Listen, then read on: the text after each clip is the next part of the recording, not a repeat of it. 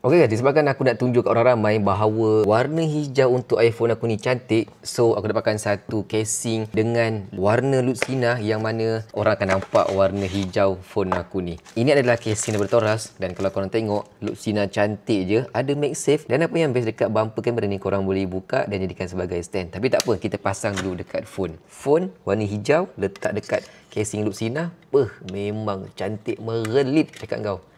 Okey, kita sang cantik-cantik macam ni.